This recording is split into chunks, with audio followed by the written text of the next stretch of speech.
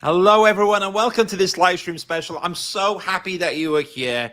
Get your glass of wine, your coffee, whatever you're making, that carbonara or whatever. Don't burn it, but pay attention because this is going to be really interesting. Now, 2-3 years ago, I was knocking around in pajamas in Clubhouse, and in Clubhouse, you can meet a random, eclectic mix of people. And unfortunately, you have some awesome professionals there, and one of them was actually my guest today, who is Mohammed Khan at Stephen George and Partners. How are you, Mohammed? Are you okay? I'm good. I'm good, Stephen, and thanks for the warm welcome. It's been a while. Clubhouse, yeah, good old days. Yep. Clubhouse was back in the day, but however, now we've gone from talking on audio to in person on video. While Clubhouse hasn't done that well, a lot of things have happened, isn't it? And in the technological world, it seems that we're not in short supply. We need more and more of these servers. ChatGPT's going and all this stuff. Now, Mohammed, you have a work in a very, very interesting sector, which I find absolutely fascinating. Called mission critical buildings. However, first of all, Mohammed, for anyone that hasn't met you or unlike me has spoke to you on Clubhouse, can you let us know a little bit about who you are, first of all? Yeah, no problem. I'm a traditional architect, born and bred in Bonnie, Scotland, where I got my degree up in Glasgow, and managed to travel, jump over the wall, down to London. Been in London for 15 years now. Initially thought, pack my bags, come down, 6 months in London, and it's been 15 years. And plan to stay here for a long, long time and keep building and designing data centers. So brilliant. I must confess before we move on, my plan was to get my part one in London and then maybe get a job back in Cardiff. So I've been there before, and that's really interesting. So thank you. And before we move on as well, so Stephen George and Partners, well, you head up the data center team. So to tell us a little bit about the company, set the scene of where you're running your sector. Yeah, I mean, Stephen George and Partners, as an architectural practice, we have been around since 1970, so 53 years. And our head office is based in Leicester. We have 5 offices across the UK. We work in 9 sectors, so a lot of people don't know that, from logistics, transport, healthcare, education, mixed use, life sciences as well. And I joined at the latter part of 2020, and it was kind of like near the end of the COVID period. So it was like, are we back to office? Are we not back to office? So that whole time of me joining Stephen Jordan Partners was quite surreal and new to me. My interview was through Teams, which was quite unusual. But yeah, I joined and basically established the London office.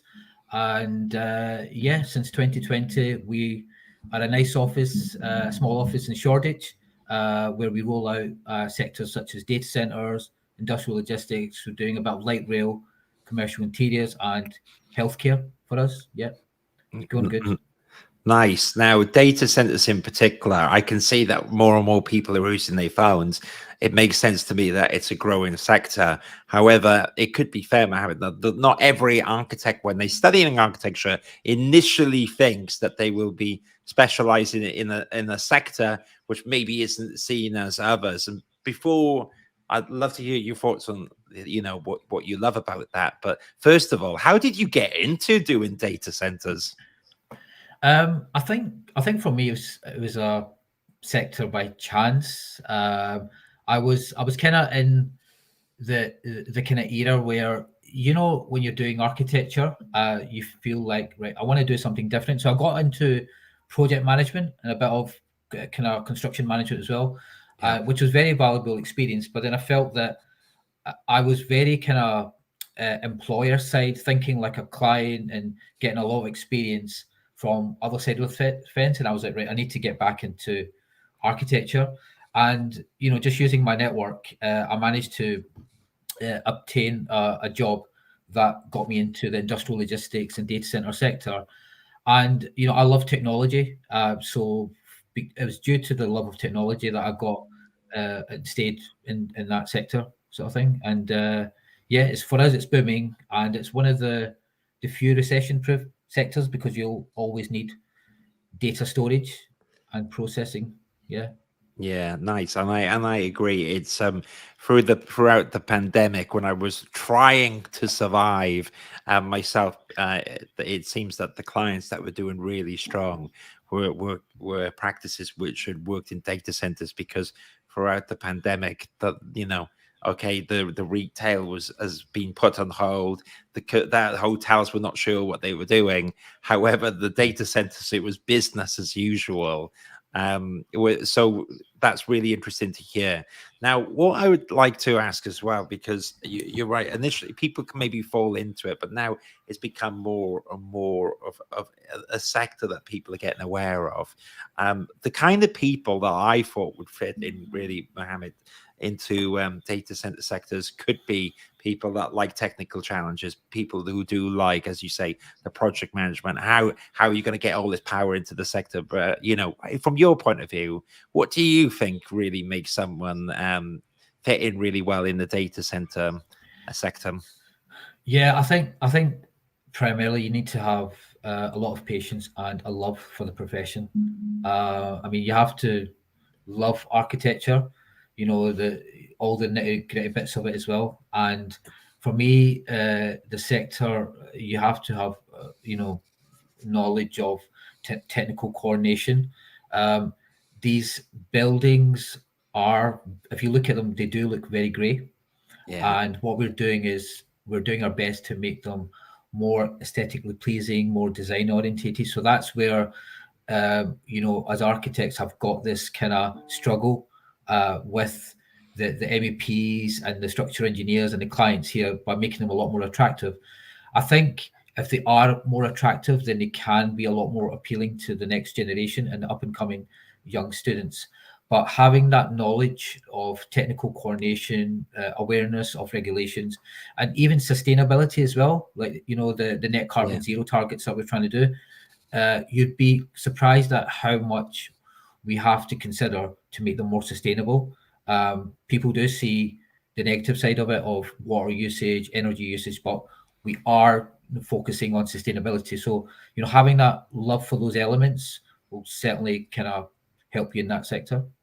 Yeah, nice one, and that makes a lot of sense. And for the benefit of the doubt that's not familiar with anyone's not familiar with a data center, I mean, in your words, and I know that there are NDAs, and we're going to be tricky here, but can you visualize what a typical data center is used for? Is it hosting websites? Is it hosting information of companies? Is it for large chat GPT, Microsoft places and stuff? Not saying names, not saying your clients, but can you illustrate what is in a data center typically? Yeah, I mean, I think with the kind of high level space planning of a data center is you'll have your block for admin because you've got people that do work in a data center when it comes to like the security and administration side. You have your racks and servers that house the cloud. So it's quite funny because I do a lot of mentoring with year 9 students and also young architects as well. And when you speak to them, do you know what the cloud is? And a very few of them know actually what the cloud is. So it's still server racks that you find in a building, in a data center. And so that's probably the second element. Then you've got the power and the generators and the chillers that actually maintain and manage it. So I think in a few words, it's a building that manages, stores, and processes data. So the more we use, online shopping, streaming, e-commerce, banking, online banking, your Fitbit watches, the more and more is required for processing that data, and it's not slowing down. It's yeah. You might have to start building data centers on top of data centers at some point. Yeah. It does feel like it's going up now. I joked around earlier about NDAs, and of course, a lot of this stuff can be quite confidential. However, before this, you kindly shown me a few images that we are actually allowed to talk about, which are in the public realm. So if you're happy with it, Mohammed, I'd like to bring up one or two images, and then you can just illustrate a little bit about, build upon what we talked about earlier, so you can kind of decrypt and decode the building, because it's far from a shed with server racks in the field. As you say, they're much more advanced offices, hubs, server racks, everything. So let me bring up, so we've got this the website here again. So I'll bring up the link at the end for Stephen George and Partners. However, here's project number 1. I don't know any of the details, so it is a little bit Tom Cruise. However, Mohammed, do you want to walk us through quickly this project? I think Tom Cruise would find it quite difficult to get into this building. Oh, really? He's not going to parachute down the top of this one? Fair enough. No. Well, it took me 20 minutes last week to get into it. It's very, even though you're the architect, you still have to go through the right kind of protocols. It's just one of those things. But yeah, just using this project as an example, this was an existing industrial logistics shed, so it was actually designed for something like your DHL or your UK Mail to process deliveries, and so it's a standard shed, and we kind of occupied this at completion stage for the existing building, and fitted this out as a data center. So what you see, that kind of grill on the right hand side, is an external gantry, and that has internal multiple layers that's exposed to the elements of generators. So you've got these kind of rectangular white blocks that are generators, and that is used for backup power. So in case there's a power cut to the data center, these gens kick in. It rarely happens, but we have to have those provisions in because of the assets that we're managing. You can't have that loss of data. And then within that gantry, you'll have a series of battery rooms that help, with the backup storage and fluctuating power, set of chillers that help with the cooling. And, beyond that, within the main building is the kind of core of the building. And that is mainly like the data halls and, the cooling kind of elements in the offices as well. So even though, these are secure campuses, once it becomes a data center, we have to think about, additional security and, anti-tail gating gates and things like that. So as part of, the kind of feasibility and the planning stages, a lot of this has to be kind of implemented in as well. So I think. No, makes complete sense. While we're talking, we got one or two fans in the audience. Jason Ball, previous also Clubhouse alumni. While it was there, maybe Clubhouse is not using the data centers, but there's a lot of others that are. And James Ricks adds, a data center is home to where the internet lives. Thank you so much, James, for sharing that as well. I really appreciate it. Now, Mohammed, I am driving this and this presentation probably very badly, so I'm just going to skip ahead a little bit, and you tell me if you want me to stop on any particular page here. But I can see there's some nice renders from the outside, and also I noticed that you've got it's actually quite big, isn't it? My goodness. Yeah, I mean, this building is approximately about 150 or so thousand square feet, and to make it financially feasible for the client, we add an additional mezzanine level in the internal warehouse. And if you can imagine, with the additional floors and just racks, there's a lot that we have to think about. The existing steels have to be considered, loadings. So I think that's the challenge that we have as architects, that it's a sector which is very MEP led, because you're thinking about the servers and the coolings. But like any sector, I feel that architects have to be, the first ones in and the last one out, because you have to think about the external shell, the permitting, the planning constraints, and then also the inside as well when it comes to the usage, the fire regulations. So I think that image there, the third one, it had the one after that. You can see the kind of the thin rectangular strips on the bottom. That's the generators, which is very kind of illustrative. And the top level, you've got the chillers, but they are very power hungry buildings as well. So they are built where there's power availability. For this job, we had to add 2 additional substations. So that was something that was an after element that we had to consider as well. Nice. There's Jason had one technical question, probably around safety, talking about, do they have sprinklers? Would the data center with all the servers have that something above them? I would have imagined it would like suck the fire out of the air. But it's a good point. How do you is there like a total different rules then, Mohammed, on safety in these areas which store a lot of data? Yeah, I mean, good question from Jason. I mean, they have a water mist system in the ones that we use, but in terms of fire protection, everything's compartmented off for 2 reasons. One is for the safety of the assets, and the other one is the safety of the people. They're very low occupancy buildings. I mean, so you have to take into account the low occupancy as well, and that dictates the fire strategy.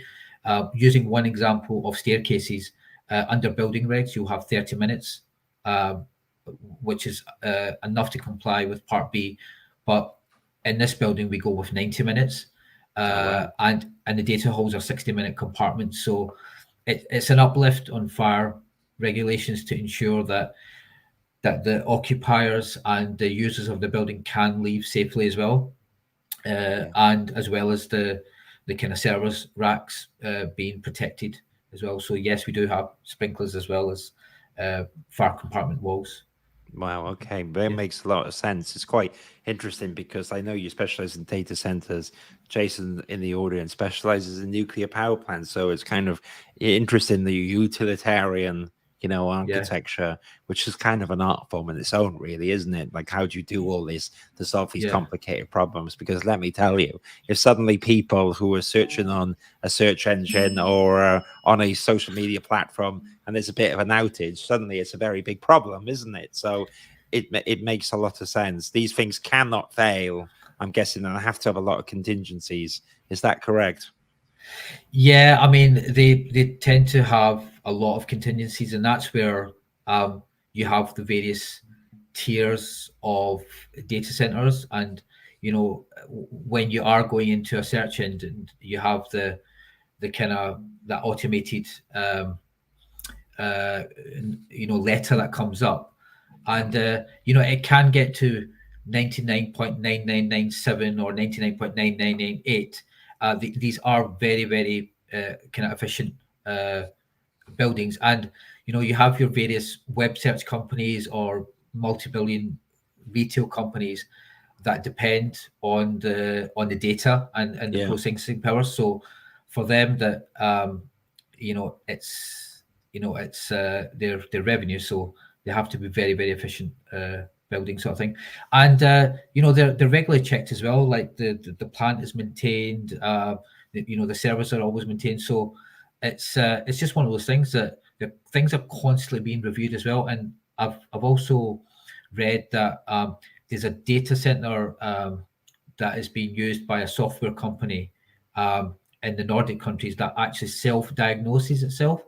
So it's kind of omitting even part of human interference, where, again, it's using AI and machine learning as well, where a data center can actually cure itself. So if there's a snag in the server or whatever it is, it has the capability to think and process and cure itself. So we're actually thinking that, how much human interaction are you going to have in these buildings? Are they going to be dark buildings where machines and robots and droids just kind of take over and process your data sort of thing? So interesting.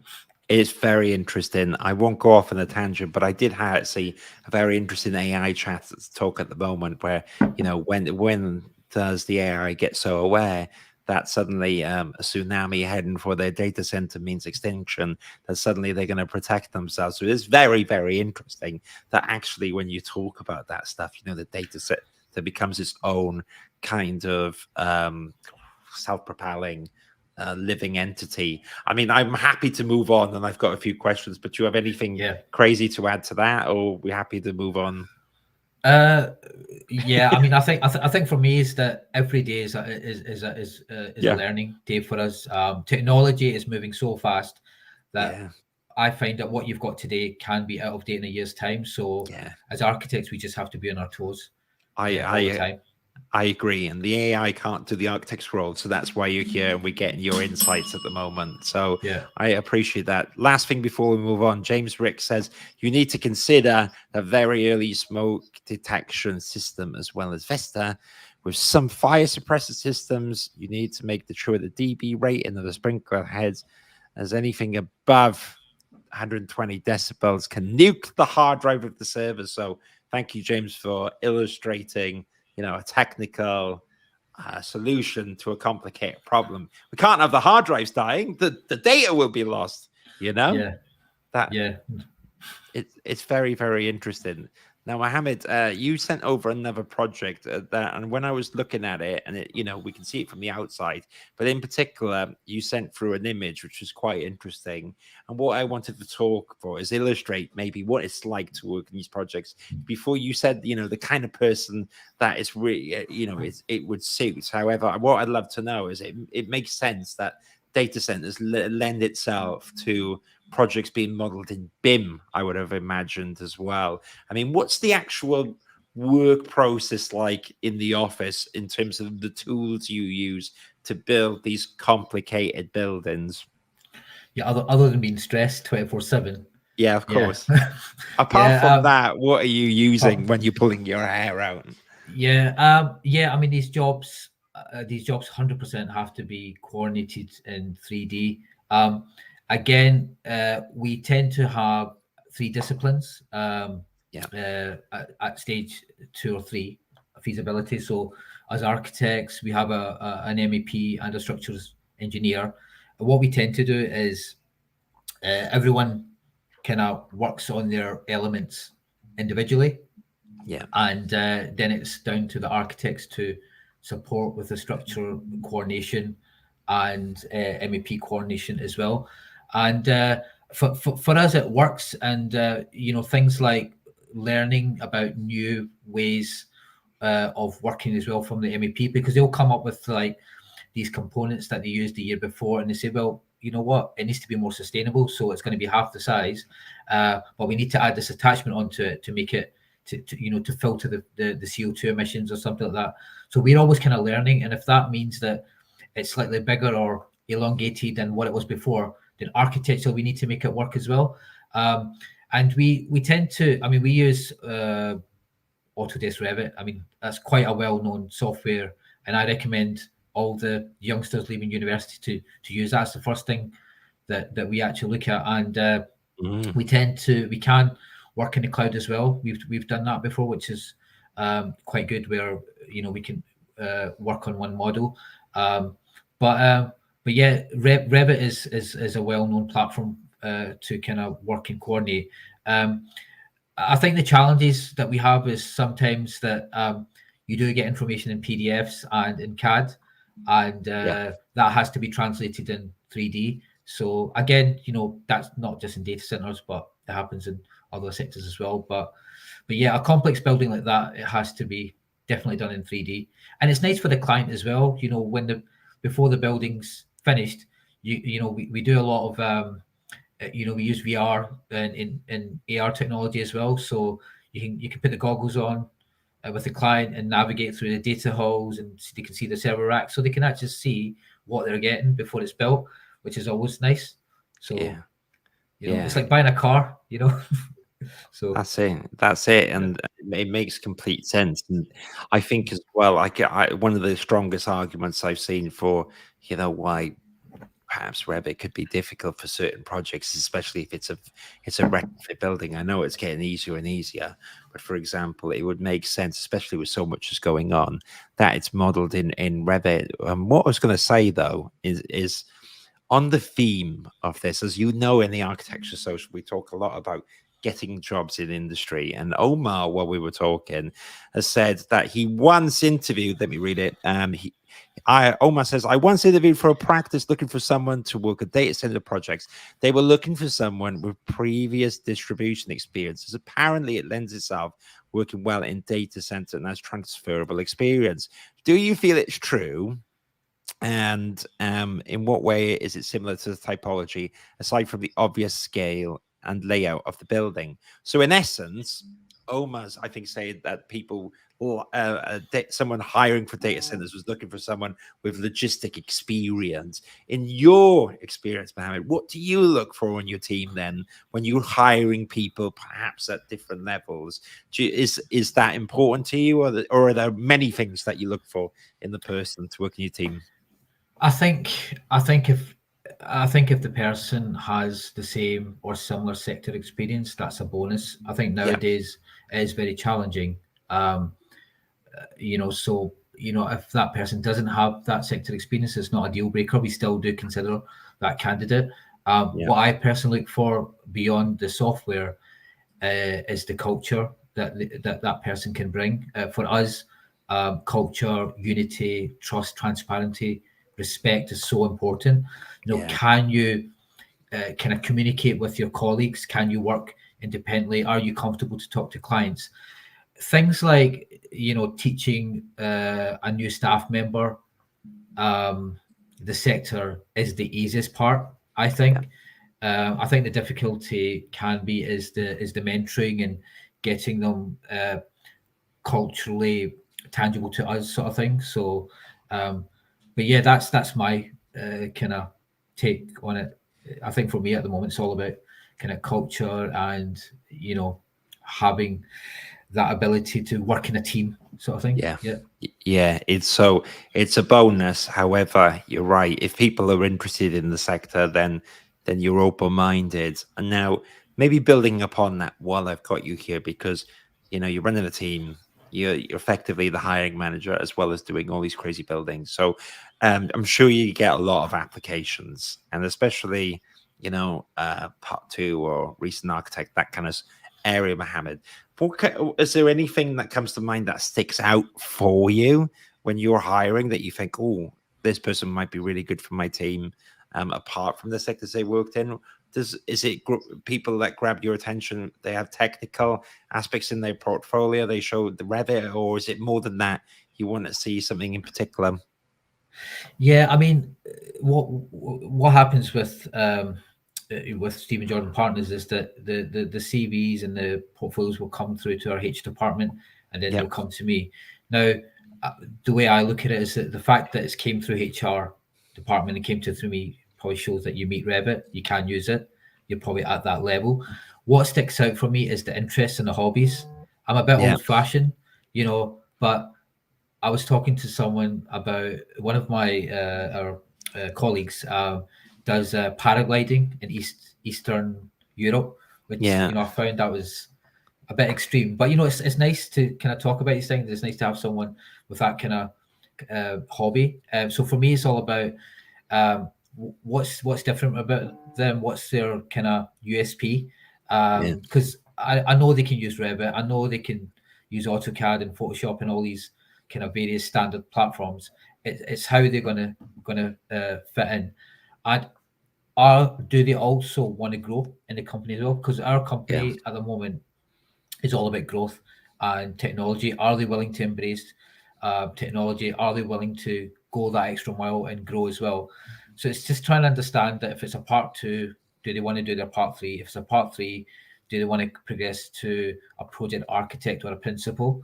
And also, are they willing to mentor others as well and do a bit of reverse mentoring as well, which is again something that we promote in the Southeast. So yeah, it's those little small things, that for me that sticks out.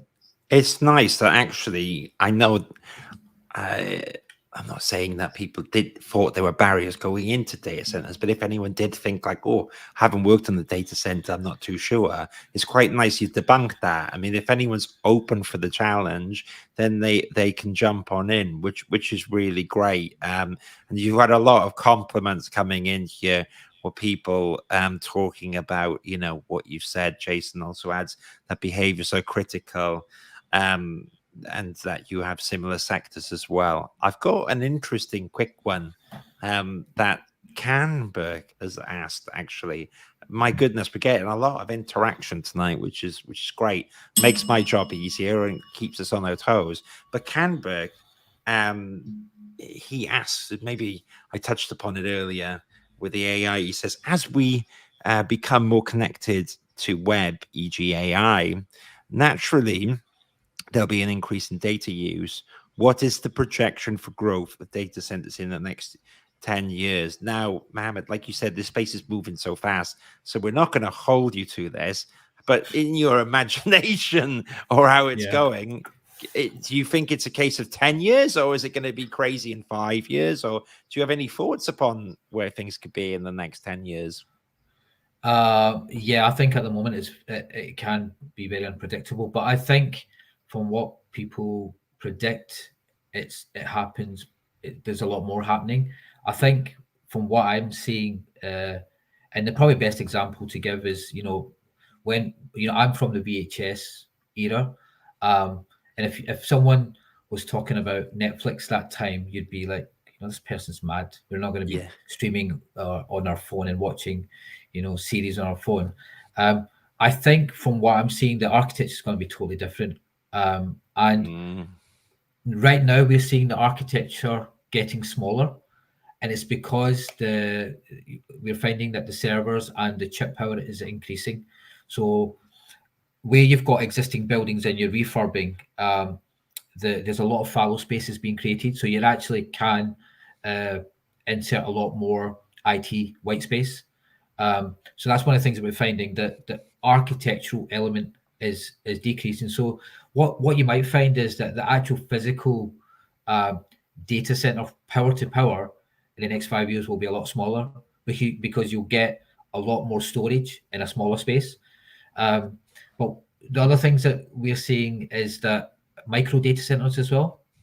So you're seeing these little pods or container units that house small power supply and storage of data server racks, and they're a lot closer, and they're around the cities as well. So they're bringing their almost kind of booster data center closer to the end user.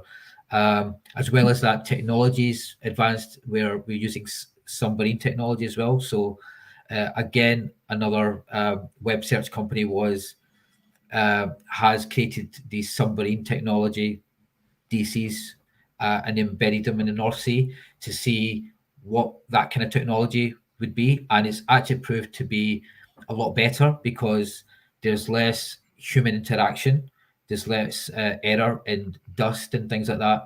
So these are the kind of different designs that I'm seeing, but yeah, it's very difficult to predict 10 years, I think. So we're trying to look at it from a 5-year probably plan at the moment. I reckon, because like you said, or even you look at mobile phones, when the first iPhone came out, it's a revolution, and like you said, it's the same size, or they try to make it smaller, more and more powerful. So it's very interesting, like you say, that there is the new data centers, but then there's also refurbishing an old one. That would make sense. And of course, I'm not sure whether you work them or not, but I always think of Canary Wharf. Like, I'm very aware that all those banks have their own data centers, and I imagine, like Lloyd's, it's going to be pretty old if it was when the building was built. So there's that refurbishment as well. And is that something then that you've done, it, or have you focused on more new builds as well as refurbishments? Yeah, we've done. I mean, we've done a few where we've, like I said, an existing logistics shed that has been refurbed into a data center.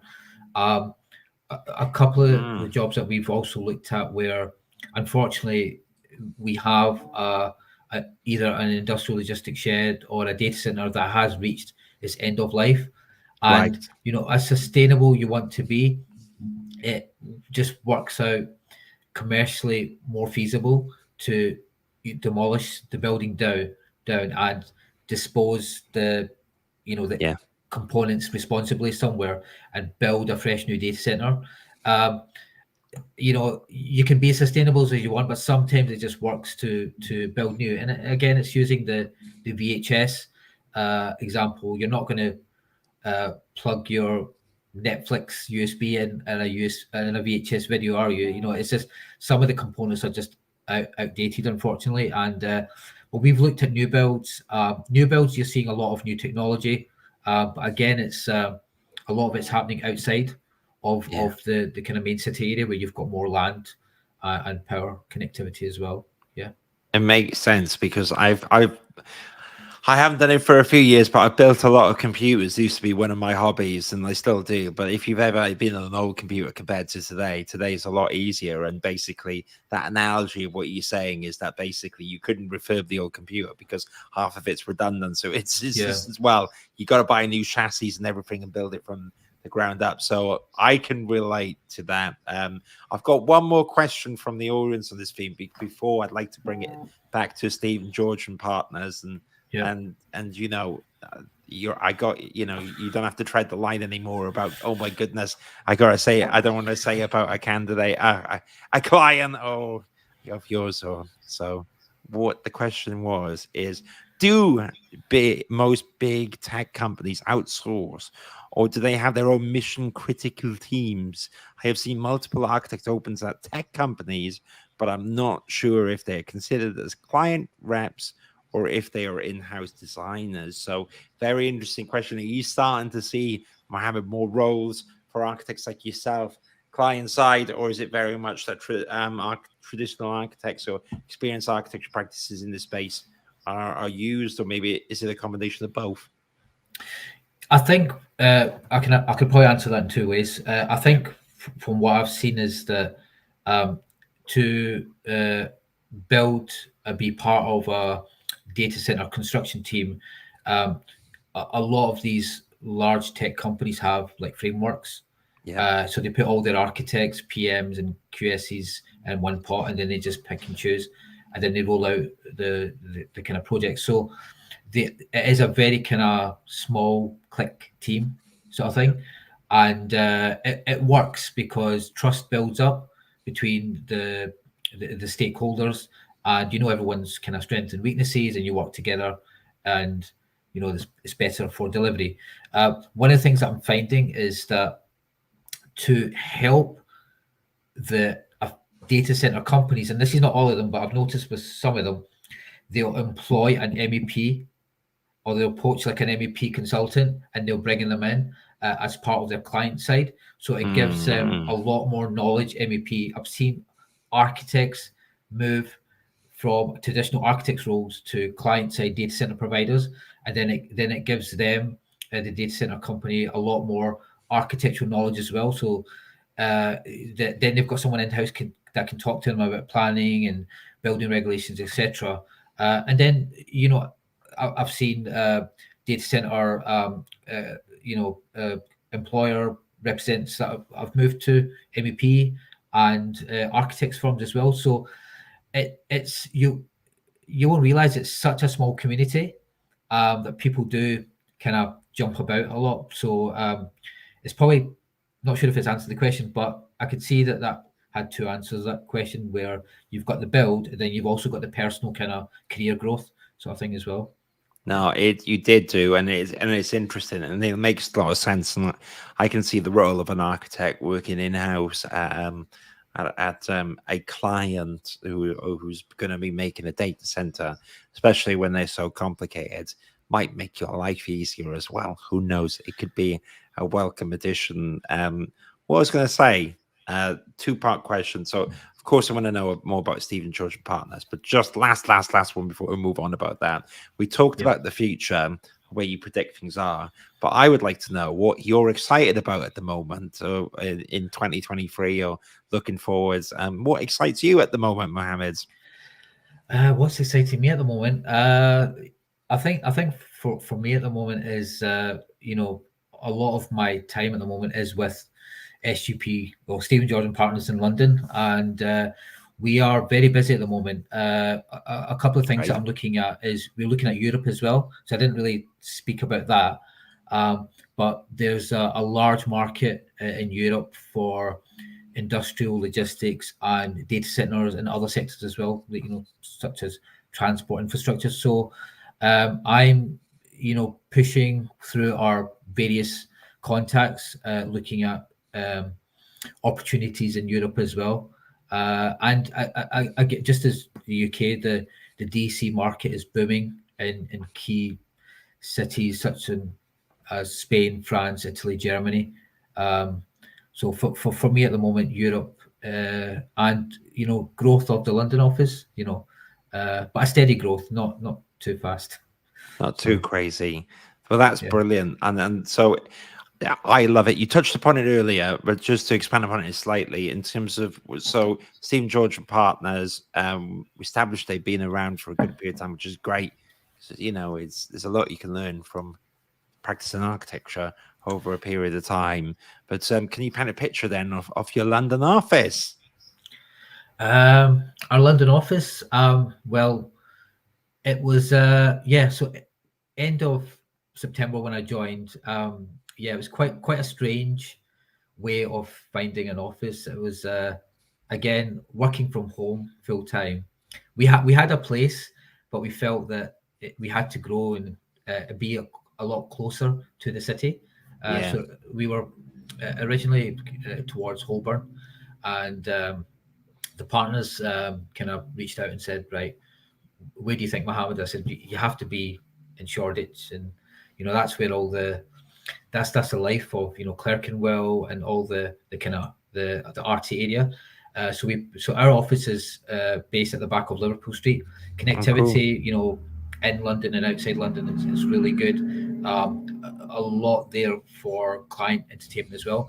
So I was searching for a place, and it was literally like, don't know if many people experience searching for a flat, just going on websites, looking for offices.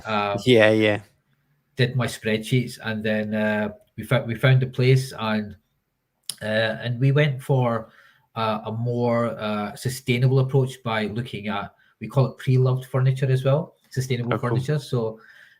So through a few of our suppliers, we used our internal interiors team, which are based in Leeds, and they supported us and helped me with the design of the furniture, the setting, and the kind of planters and things like that. So it's all fitted out now, and we've been in that office for 2 years now. 2 years. Wow.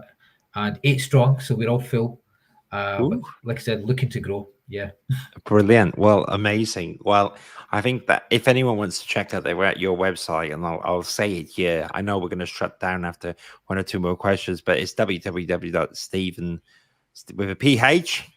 Say with me. Stephen with a PH, and then George.co.uk. You mentioned you might be growing, which is great. How do people, in terms of, how do they get in contact with you, Mohammed? Can you tell everyone? I'm very much active on LinkedIn, so if Stephen can kindly share my LinkedIn details, please follow, reach out to me, connect. I'm best contactable on LinkedIn, and happy to chat, talk, exchange ideas about architecture, about data centers. Yeah. No, I love it. Now, before you go, before I let you escape, because I know you've got a lot on, I normally love to do it a two-way thing, because it's only fair that because I've got to ask you lots of questions, that you can turn it around the table and you can ask me 1 or 2 questions on the fly that I would not have prepared for. And that could be about recruitment, that could be about the scene, that could be about the architecture social, that could be about online, it could be about if I use AI or anything. Do you have any questions that you'd like to ask me? Well, one of the things I do at Stephen George and Partners is that I co-run the EDI group, diversity group, and again, it's probably to have a chat to you about this and what your thoughts were. Our industry as itself is very male driven, and you can go on site and see, you can just see the numbers. And one of the things that I found very empowering and very satisfying was that we had a design team meeting on site at a data center site last week, and the project architect that works for one of the DCs is a young lady, qualified architect. So I accompanied her, but we had 4 design managers at the DTM that were all ladies, and the project director was a lady as well. And I was the only guy in the meeting. And I was like, wow, we've came a long way. So wanted to ask, what's your thoughts about how the industry is changing and what can we do about it? Yeah, exactly. Well, I think there's a few things coming up, and which women in BIM's is great. You got women in construction, you got NOWIC, which is great, and I think that the industry is slowly stereotypic. I mean, people like to joke that the industry before used to be, an older men's boys club or whatever, with certain demographics, and I think we're moving away from that construction. And I think empowering everyone really that wants to get stuck into it, I think it's the right way to go. And actually, I don't know whether it's a geeky thing from before or whatever, or I think half of it with data centers is people don't know the opportunities there, no matter what background they are. I think that half of it will be campaigning for that. But what I do think as well, Mohammed, is that in architecture, less about backgrounds per se, but we all have in our heads when we design, when we go into it, that you want to be Renzo Piano or whatever, and there's that seductive quality. However, there is an art form, I think, in data center design, and also how strong the sector is in terms of careers and the fact that it can give you a stable trajectory. You're never going to worry about, for example, the next COVID. Commercial offices are suddenly down the pan for a year and a half. Now it's getting better. I think that data centers as a sector is one of the strongest to be in, and probably is because it's going up and up and up, and because there's a shortage on it, you're more likely in a stronger position as an architect to be remunerated more than maybe an architect who's in a saturated sector or in one that's not in demand. So I think it's all about awareness. And I think it's all about unpacking it. And I think that that's half the battle. But the other thing, which I think is bigger than gender, is actually the other thing in architecture is for maybe the architectural apprenticeship schemes as well. I think that opening up to people from all different backgrounds is going to be the next key. And you, as a progressive hiring manager, you can influence that as well. But architectural apprentices is a new big thing. They're thinking of shaking up the how to become a qualified architect to make it shorter. Lots of people have a different opinion on that, but my feeling is that we need to encourage people from different backgrounds, and actually to study architecture in 2023 it costs between 70 to 90 grand, which I couldn't afford if it was me back then. So I think we have to look at things in a different way. I mean, what do you think, throwing that back to, do you agree on what I've said? Yeah, 100%. I mean, I got my degree from a traditional university, and it was the old structure where, you study for 4 years, go out, do your 1 year, come back to do your postgrad, and then you do your 1 year again. So, and the thing is, it's such a long time without making any money. I personally think that the apprenticeship scheme works because it's a fusion between, academic and professional practice. You can be in an office and you can understand how an office works. Whereas if you're studying for 4, 5, whatever years, you're doing all these lovely drawings, but you don't understand how an office works. Now, we actually had a work experience student in last week, and she learned Revit for the first time, and she did it for a week, and she said, you know what, I loved it because I learned Revit. But she could actually hear the kind of non-design bits of how an office was running. She was hearing me talk about fees and contracts and, you know, site issues, and that is what they don't teach you, I think, at university. So yeah, I think it is certainly us as a profession going out to universities and having that honest engagement with them as well. And the other thing is that, you know, if we also reach out to the parents and speak to them about, you know, having that chat with your children, that do you want to kind of get into the built environment? Do you want to be an architect? Because, you know, there's so much you can expand into as well. You know, I'm seeing youngsters that are getting into BIM, getting into CGI, getting into kind of digital automation as well. So you're not just limited to one thing as well, but it's it's definitely, I think, for me, I'm seeing it's growing for the best. I think so too. I think that even in the last 2 to 3 years as well, I think people's attitudes on working in the sector has become less resistant, because I think initially it could be that knee-jerk reaction. You know, you've been thinking you're going to be doing the next, I don't know, amazing tower, and your reaction would be to go towards that dream for most people. But I think now, especially when you've got good companies like yourself, good employers, you've got the work-life balance, but you can see the challenge in it as well, and how that technology's evolved. I think it's captivating people's attention. And if, Mohammed, the last time someone's watched this and they thought, this is interesting for me, you can find you on LinkedIn. They can see your name here, Mohammed Khan, and you can find him on LinkedIn. Mohammed Khan, if you type in Mohammed Khan at Stephen George and Partners on LinkedIn, you can find yourself with data centers as well. Is that the best way to get in contact with you at the moment then? Yeah, like I said, I'm very active on LinkedIn, so, you know, please like, share, and also follow Stephen's Architecture Social as well. Oh, You know, definitely, you know, thank you for having me on.